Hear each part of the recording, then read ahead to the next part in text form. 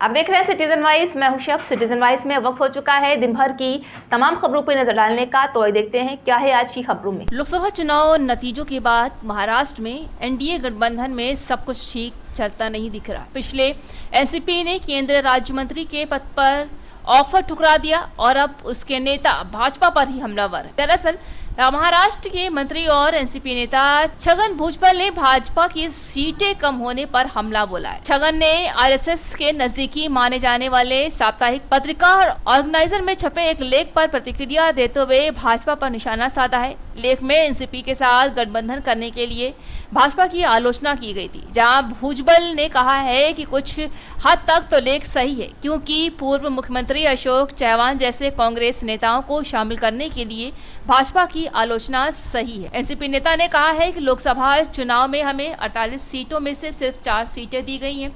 उन 4 सीटों में से 2 हमसे छीन ली गई हैं। तो इन 2 सीटों रायगढ़ और बारामती में से हमने 1 सीट जीती है, और अब कोई कैसे कह सकता है कि हमने 48 सीटों पर चुनाव लड़ा है, हमें सिर्फ 2 सीटें मिली हैं। और जब से नतीजे आए हैं चुनाव के, संघ काफी आरएसएस काफी आलोचना कर रहा है बीजेपी का, और इनफैक्ट एनसीपी के बारे में भी उन्होंने कमेंट किया है कि एनसीपी को इसमें लेना कोई जरूरत नहीं थी, इससे उनका बीजेपी का कैडर नाराज हो गया है।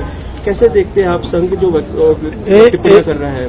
देखिए, अब उनका नाराज होना वो स्वाभाविक है, क्योंकि जब जैसे मैं विश्लेषण करता हूं ये क्यों हुआ, वैसे वो भी कर रहे हैं। अब मैं ये कहना चाहूंगा कि भाई 48 सीटों में हमको कितनी सीटें दी गई? 4,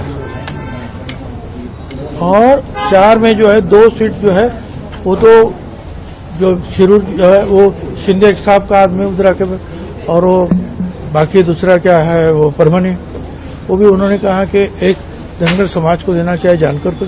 तो हमारे पहले में आए 2 सीट, एक रायगढ़, दूसरी बारामती। एक जगह हम जीत गए, एक जगह हम हार गए। अब उससे कैसे आप बोल सकते हैं कि 48 सीटों पर परिणाम हुआ?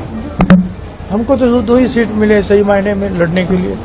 दूसरी बात ये मानता हूं कि थोड़ी सी जो है पीछे हट हुई है, मगर ये देश में दूसरे राज्यों में भी तो ये हुआ है।